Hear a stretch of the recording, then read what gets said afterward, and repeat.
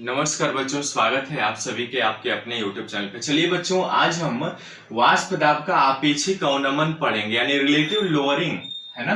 Relative lowering of vapour pressure पढ़ेंगे। जो अणु संख्य गुणधर्म में 4 तरह के होते थे, उसको हमें पहला आज पढ़ेंगे, वाष्प दाब का आपेक्षिक अवनमन। ठीक है, वाष्प दाब का आपेक्षिक अवनमन का मतलब ही क्या होता है बच्चों? देखिए, अवनमन का मतलब क्या होता है?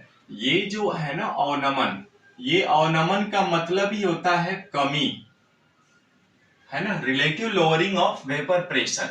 और किसका पढ़ना है? वेपर प्रेशर, वाष्प दाब का अवनमन में कमी कैसे आती है उसको देखना है। तो चलिए, सबसे पहले हम जानते हैं कि अणु संख्या गुणधर्म जो होता है वो पदार्थ की अणुओं की संख्या पर निर्भर करती है, उसके प्रकृति पर निर्भर नहीं करती है। तो हम मान लेते हैं किसी बंद बर्तन में शुद्ध विलायक ले रहे हैं, ठीक है। यहां पे हम किसी बंद बर्तन में, ठीक है, ये मान लिया हमने, ये आपका बंद बर्तन है, ठीक है, और इसमें शुद्ध विलायक भरा हुआ है। क्या है? शुद्ध विलायक भरा हुआ है। ध्यान दीजिएगा, शुद्ध विलायक भरा हुआ है, मतलब एक शुद्ध द्रव ले लिया हमने, भर लिया, ठीक है। यहां तक हम जानते हैं। अब ये शुद्ध विलायक का हम जानते हैं कि वेपर प्रेशर बहुत अधिक होता है। क्यों होता है? क्योंकि इसमें जो शुद्ध द्रव है, यहां पर इसमें क्या भरा हुआ है? शुद्ध द्रव या जल, जिसको कहते हैं H2O, ठीक है।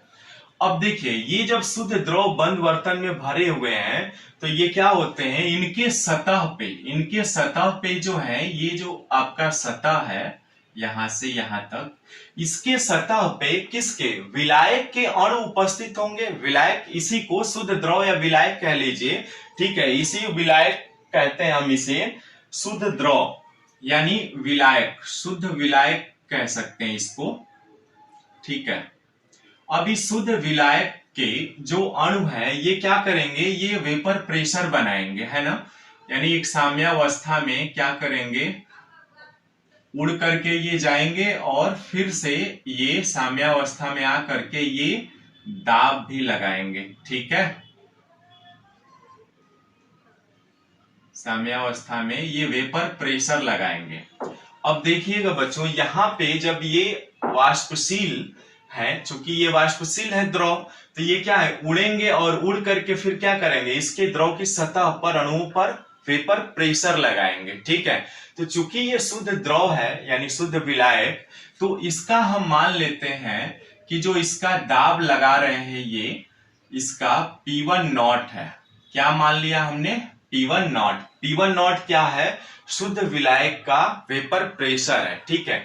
अब ऐसा कुछ कर दें यहाँ पे, जैसे ही हम इसमें, जैसा कि हम जानते हैं, देखिएगा ध्यान से, अणु संख्यक जो गुणधर्म होता है वो ठोस प्लस द्रव का विलयन होता है, यानी एक ठोस होगा दूसरा द्रव होगा।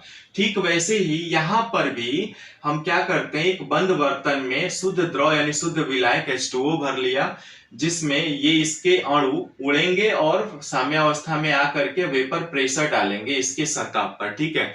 तो मान लिया इसका वाष्प दाब हमने कितना है? P1 नॉट है। अब ठीक ऐसे ही यहां पर हम कोई ठोस अवाष्पशील, ठोस अवाष्पशील, ठोस अवाष्पशील मिला दे रहा है, ठीक है। यानी इसको हम मान ले रहे हैं, नमक मिला दिया हमने या NaCl, ठीक है। ठोस अवाष्पशील जो कि क्या करेगा? उड़ नहीं सकता, जब उड़ेगा नहीं तो वेपर प्रेशर लगाएगा नहीं। तो कुल मिलाकर के यहां पर हम ये देख रहे हैं कि इस बंद बर्तन में जो द्रव भरे हुए हैं, जो विलायक के द्रव हैं, वो वेपर प्रेशर लगा रहे हैं इसके सतह पर। जैसे ही आपने एक ठोस अवाष्पशील पदार्थ को इसमें मिलाया तो एक विलयन बनेगा, है ना। अब विलयन बनेगा तो वो विलयन कैसा बनेगा? देखिएगा ध्यान से। अब जो विलयन बनेगा बच्चों, ठीक है, अब जो विलयन यहां पर बनेगा, यानी इसको भी बंद बर्तन में हमने रखा, तो यहाँ पे जो विलयन बनेगा वो देखिए, इस विलयन में दोनों तरह के अणु होंगे, होंगे ना, यानी ये आपका शुद्ध विलायक के तो अणु होंगे ही, और आपने जो ठोस अवाष्पशील यानी Cl मिलाया है उसके भी अणु होंगे होंगे। तो यहाँ पर हम इसके सतह पर ये दिखा रहे हैं कि यहाँ पर ये NaCl है ब्लू कलर का, ठीक है, ब्लू कलर से हम NaCl दिखा दे रहे हैं। ध्यान से देखिएगा, बहुत आसान है, बस थोड़ा सा आपको माइंड ओपन करके रखना है, ठीक है। और अब जब NaCl इसके सतह पर, यहां पर क्या था देखिएगा ध्यान से, यहाँ पे जो इसका सतह था, इसके सतह पर केवल और केवल शुद्ध द्रव यानी शुद्ध विलायक के ही क्या है, अणु उपस्थित है। तो इसलिए ये ज्यादा उड़ेंगे, ज्यादा उड़ करके वेपर प्रेशर लगा रहे हैं। मान लिया इसका वेपर प्रेशर P1 नॉट है। अब यहां पर जब जैसे ही आपने ठोस अवाष्पशील पदार्थ यानी Cl को मिलाया तो एक विलयन बनेगा, और विलयन बनेगा तो अब इस बंद बर्तन के सतह पर दोनों तरह के अणु उपस्थित होंगे होंगे ना, ये कॉमन सेंस वाली बात है। दोनों तरह के अणु उपस्थित होंगे, किसके, एक तो शुद्ध द्रव यानी शुद्ध विलायक के अणु उपस्थित होंगे, और दूसरा ठोस अवाष्पशील पदार्थ जो NaCl है उसके भी अणु उपस्थित होंगे, ठीक है। तो हमने क्या किया यहाँ पर कि जो ये ब्लू कलर का है इसको हमने ये दिखा दिया कि ठोस अवाष्पशील के अणु है, और ब्लैक कलर से मैं दिखा दे रहा हूं कि द्रव के अणु है, यानी शुद्ध द्रव के जो अणु है उसको दिखा दे रहा हूं मैं, ठीक है। यहाँ पर ध्यान से देखिएगा, बहुत आसान है, बस थोड़ा सा कॉन्सेप्ट आपको याद रखने पड़ेंगे, ठीक है। अब यहाँ पे समझिए, बहुत आसान है। देखिए मैं थोड़ा सा पानी पी लेता हूं, ठीक है। जैसे ही आपने इसको यहां पर मिलाया तो क्या होगा, अब देखिए, तो अब यहां पर देखिए, यहां पर तो केवल शुद्ध द्रव विलायक थे तो ज्यादा उड़ रहे थे, यानी ज्यादा वेपर प्रेशर लगा रहे थे, ठीक है बच्चों। अब यहां पर जो विलयन बनेगा, यहां पर जब आपने ठोस अवाष्पशील यानी Cl पदार्थ को मिला दिया इसमें विलेय को, ठीक है, इसको विलेय भी कह सकते हैं, ये विलेय को मिलाया आपने विलायक में तो ये विलयन बना। अब यहां विलयन में ये जो विलयन बना है बच्चों, ये विलयन बना है, इस विलयन में अब दोनों तरह के अणु उपस्थित होंगे। कौन कौन से, एक तो आपका H2O भी होगा और प्लस यानी Cl भी होंगे, यानी दोनों तरह के अणु उपस्थित हो गए। तो जब दोनों तरह के अणु उपस्थित हो गए तो अब देखिए, इसकी तुलना में यहां पर जो द्रव है, द्रव की मात्रा कम हो गई ना, तो इससे कम वेपर प्रेशर लगाएंगे। क्यों लगाएंगे, क्योंकि ये कम उड़ेंगे ही, क्योंकि NaCl तो उड़ नहीं सकता, उड़ेगा नहीं NaCl। तो अब वाष्प दाब में केवल और केवल एक ही देखने को मिल रहा है कि केवल वाष्प दाब किसके कारण हो रहा है, शुद्ध विलायक यानी शुद्ध द्रव के कारण हो रहा है। नमक के कारण तो कोई वाष्प दाब नहीं लग रहा है, क्योंकि वो उड़ेगा ही नहीं तो उसका वाष्प दाब होगा ही नहीं। तो यहां पर ये उड़ेंगे, उड़ करके वेपर प्रेशर लगाएंगे। देखिएगा, ये वेपर प्रेशर लगाएंगे यहां पर उड़ करके, परंतु अब ये इसका जो नमक है वो तो उड़ नहीं सकता, उड़ेगा नहीं ना। तो यहाँ पे इस बर्तन की तुलना में जितना ये शुद्ध विलायक आपका उड़ रहा था, जो वेपर प्रेशर लगा रहा था, उसकी तुलना में यहाँ पर वेपर प्रेशर की कमी आ जाएगी, आएगी, स्वाभाविक सी बात है, क्योंकि इसके सतह पर दोनों तरह के अणु उपस्थित हो गए ना। यहाँ पर इसके सतह पर केवल शुद्ध द्रव थे यानी शुद्ध विलायक, जो ज्यादा उड़ रहे थे, ज्यादा वेपर प्रेशर लगा रहे थे। तो इसका हमने मान लिया कि इसका जो वेपर प्रेशर है P1 है। क्लियर है यहां तक, यानी हमने दो बर्तन लिया, फिर से एक बार और देखिए, एक बर्तन लिया हमने, इस बर्तन में शुद्ध द्रव H2O यानी शुद्ध विलायक बना दिया, इसके अणु उड़ेंगे और उड़ करके वाष्प दाब लगाएंगे साम्यावस्था में आकर के। इसका वेपर प्रेशर हमने मान लिया P1 नॉट है। जैसे ही इसमें ठोस अवाष्पशील पदार्थ यानी Cl यानी विलेय को मिलाया आपने तो एक विलयन तैयार हुआ। अब इस विलयन में दोनों तरह के अणु उपस्थित होंगे, एक H2O के और NaCl के। अब जैसे ये पहले उड़ रहे थे उतना तो अब उड़ेंगे नहीं, क्योंकि ये NaCl तो उड़ेगा ही नहीं। तो वेपर प्रेशर के लिए कौन उत्तरदायी हो रहा है, केवल और केवल विलायक के अणु उत्तरदायी हो रहा है। विलेय के अणु तो उत्तरदायी हो ही नहीं रहे क्योंकि वो उड़ ही नहीं सकते, ठीक है। तो इसका वेपर प्रेशर हमने मान लिया P1 है। अब यहाँ पर बच्चों एक चीज बताइए, कॉमन सेंस लगा करके कमेंट्स में जरूर बताइए, किसका वेपर प्रेशर ज्यादा होगा? इसका ज्यादा होगा ना, यानी P1 नॉट का जो वेपर प्रेशर होगा, P1 नॉट का वेपर प्रेशर ये P1 से ज्यादा होगा बच्चों। कॉमन सी बात है कि P1 नॉट का जो वेपर प्रेशर होगा वो P1 से बड़ा होगा। यहां तक कॉन्सेप्ट समझ में आया? ठीक है, आगे बढ़ते हैं, ठीक है ना। अब आगे जैसे ही आप बढ़ेंगे तो हम मान लेते हैं कि यहां पर जो उत्तरदायी होता है वेपर प्रेशर राउल्ट के नियम से हम जानते हैं कि वेपर प्रेशर में जब कणों की संख्या की बात हो रही है, यानी मोलों की संख्या की बात हो रही है, तो हमने यहां पर दो चीजें माना है ना। x1 ये P1 नॉट क्या है? P1 नॉट जो है आपका P1 नॉट शुद्ध विलायक का वाष्प दाब है। क्या है? वाष्प दाब है, ठीक है। और P1 क्या है बच्चों? P1 जो है विलयन का वाष्प दाब है। P1 जो है वो क्या है? विलयन का वाष्प दाब है, विलयन का वाष्प दाब है, ठीक है। यहां तक तो हम जानते भी हैं। अब चूंकि इसके मोल अंश यानी कणों की संख्या निकालने के लिए मोल अंश की जरूरत पड़ेगी, तो हम जानते हैं कि जो आंशिक दाब होता है वो मोल अंश के समानुपाती होता है। ये हम सभी जानते हैं कि जितना वेपर प्रेशर लगाएगा वो उसके मोल अंश, जितने मोल अंश उपस्थित होंगे उतना ही वेपर प्रेशर लगाएगा। जैसे कि देखिए इस शुद्ध द्रव में जितने अणुओं की संख्या, शुद्ध विलायक के अणुओं की संख्या ज्यादा थी तो यहाँ पर ज्यादा वेपर प्रेशर लग रहा था, क्योंकि राउल्ट के नियम से आंशिक दाब जो होता है मोल अंश के समानुपाती होता है ना, यानी P is proportional to X होता है। X क्या है? मोल अंश है, यानी कणों की संख्या की बात हो रही है। अब यहाँ पर चूंकि मोल अंश की कमी हो गई, यानी विलायक के अणुओं की संख्या की कमी हो गई, तो इसलिए यहाँ पर वेपर प्रेशर कम लगेगा, क्योंकि यहाँ पर NaCl उपस्थित हो गया। अब देखिए वेपर प्रेशर क्यों कम हुआ? कमी का कारण क्या है? क्योंकि आपने विलेय मिलाया, ठोस अवाष्पशील NaCl मिलाया, इसीलिए इसमें वेपर प्रेशर में कमी आ गई, ठीक है। तो यहां पर हमने मान लिया कि P जो है P1 यानी P1 जो है समानुपाती होगा, क्या होगा? समानुपाती X1 के। X1 क्या है बच्चों? X1 जो है विलायक का मोल अंश है।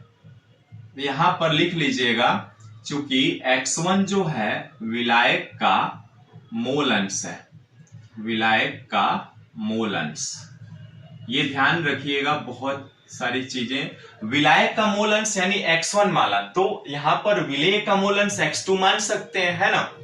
तो अब यहां पर P1 is proportional to X1 हो सकता है। हम जानते हैं कि वेपर प्रेशर जो होता है वो मोल अंश के समानुपाती होता है। क्लियर है?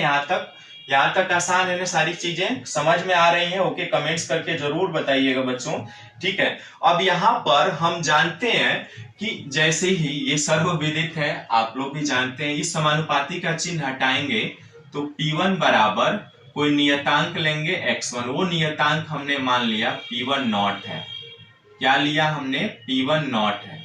अब P1 नॉट क्या है? एक नियतांक है बच्चों, ठीक है। अब जैसे P1 नॉट नियतांक, P1 नॉट क्या है? एक नियतांक है जो शुद्ध विलायक का वाष्प दाब है, ठीक है। P1 क्या है?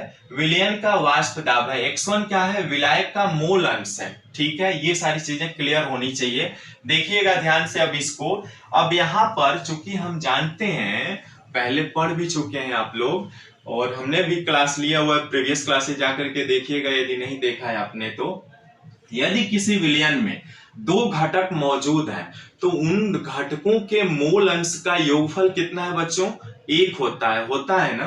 तो यहां पर हमने मान लिया X2 क्या है? विलेय का मोल अंश, यानी X2 जो होगा वो विलेय का मोल अंश होगा, विलेय का मोल अंश होगा।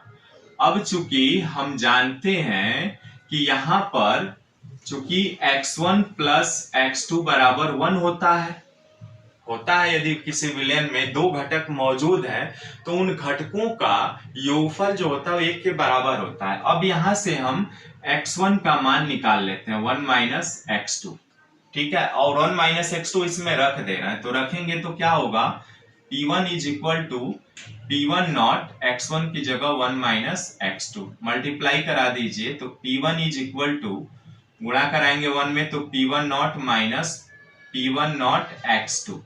ठीक है बच्चों, यहां तक हुआ। अब देखिए इसको मैं इधर ला रहा हूं, ठीक है, P1 नॉट x2 बराबर ये P1 not as it is है, इसको उधर ले जा रहा हूं तो माइनस P1 आ जा रहा है, ठीक है।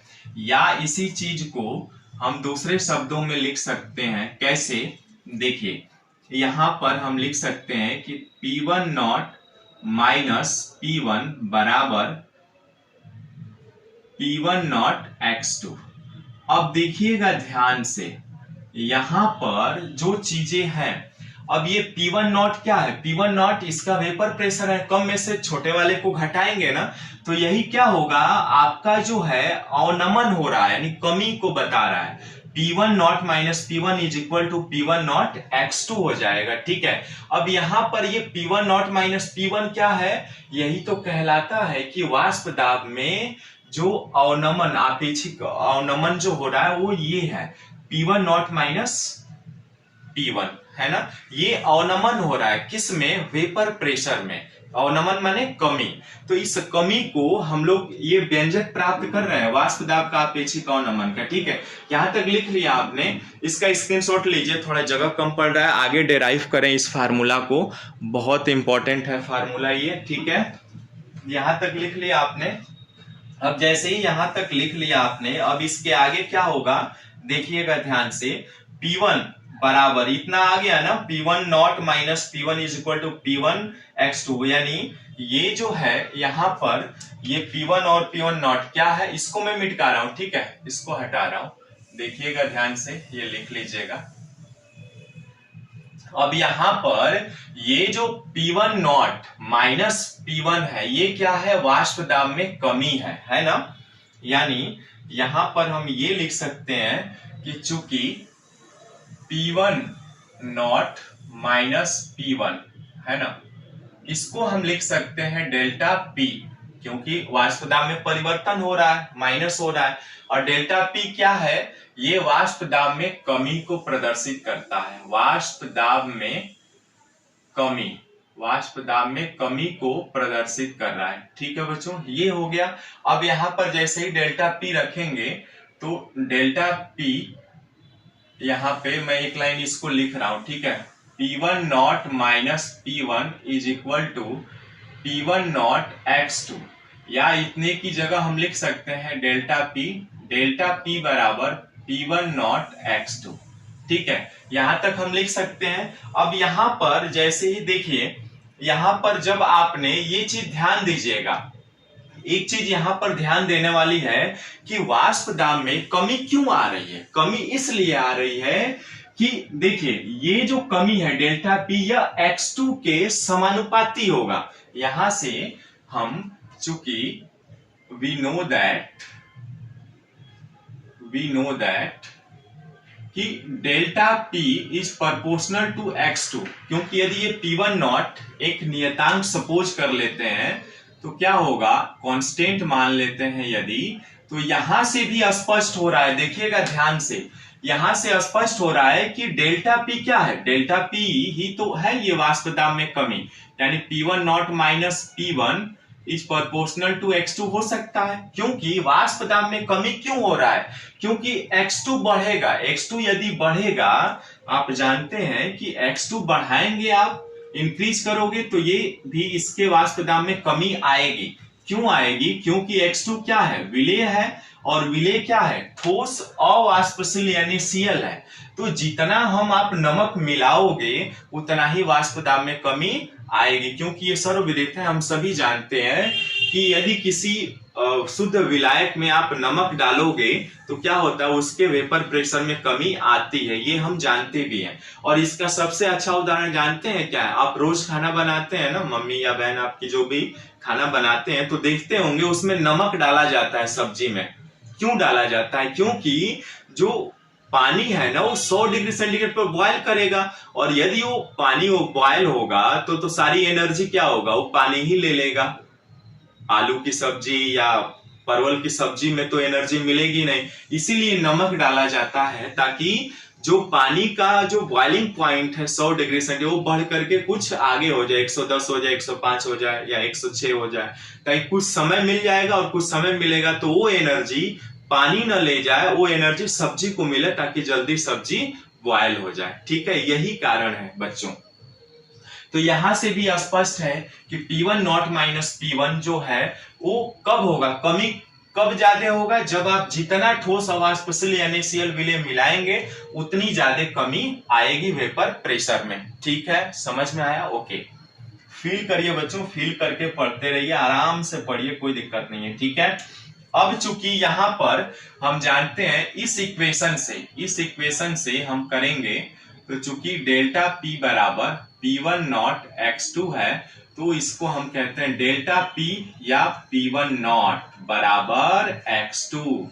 यही फार्मूला हमें ज्ञात करनी थी बच्चों, या इसी को हम ये भी तो लिख सकते हैं, डेल्टा P को हम ये भी तो लिख सकते हैं P1 naught minus P1 by P1 naught is equal to x2, और यही तो कहलाता है वाष्प दाब का आपेक्षिक अवनमन, है ना। अब देखिए, चूंकि delta P by P1 not ही कहलाता है वाष्प दाब में आपेक्षिक अवनमन। ये ध्यान रखिएगा, बहुत इंपॉर्टेंट है। आपेक्षिक अवनमन होता है बच्चों, ठीक है, आपेक्षिक अवनमन हो गया। और चूंकि यहाँ पर x2 क्या है, x2 जो है आपका विलेय का मोल अंश है ना, ये सभी आप जानते हैं ना। ठीक है, तो इस तरह से बच्चों ये वाष्प दाब में आपेक्षिक अवनमन का ये हमें फार्मूला मिला। ये दोनों फार्मूला याद रखिएगा, बहुत इंपॉर्टेंट है, और न्यूमेरिकल सॉल्व करेंगे ना तो वहां पे इन चीजों की जरूरत पड़ने वाली है। बहुत आसान है, समझ में आया या एक बार और समझाऊं? बहुत आसान है, कुछ नहीं करना है आपको। एक बंद बर्तन में शुद्ध विलायक का लेना है, जो इसमें आप ठोस और वाष्पशील पदार्थ को मिलाएंगे तो उसके वेपर प्रेशर में कमी आएगा। अब यहाँ से हम जानते हो कमी किसके कारण आ रही है, इसी के कारण कि x2 के कारण यहाँ पे सिद्ध हो रहा है। ठीक है, अब इसके कुछ मोस्ट इंपॉर्टेंट पॉइंट्स है वो नोट कर लीजिएगा। ठीक है, मैं पॉइंट्स लिख दे रहा हूँ, स्क्रीनशॉट ले लीजिए, फिर पॉइंट मैं लिख दे रहा हूं। ठीक है, ले लिया आपने? ओके, आइए इसके जो इंपॉर्टेंट पॉइंट्स है उसको लिख लेते हैं। अब इसके बाद हम आगे बढ़ते हैं। ठीक है, इसके इंपॉर्टेंट पॉइंट्स क्या क्या है वो देख लेते हैं। पहला इंपॉर्टेंट पॉइंट्स में लिख लीजिएगा, आपका पहला जो पॉइंट है वो क्या होगा कि x2 जो है, 2-3 बातें इसका फार्मूला थोड़ा सा ध्यान रखिए, और इनके जो 2 पॉइंट्स हैं वो लिखेंगे। पहला पॉइंट नोट लगा लीजिए, और नोट 1 में देखिए, जितना ज्यादा ठोस विलय मिलाएंगे, जितना ज्यादा ठोस अवाष्पशील बच्चों, ठीक है, ठोस अवाष्पशील विलय मिलाएंगे उतना ज्यादा, जितना ज्यादा मिलाएंगे उतना अधिक वाष्प दाब में कमी होगी।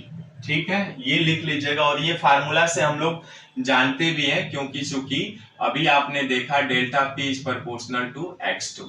ठीक है, दूसरा पॉइंट लिख लीजिएगा नोट में ही, कि जो वाष्प दाब में कमी है, यानी वाष्प दाब में जो कमी है बच्चों, वो प्रोपोर्शनल टू होता है विलेय के मोल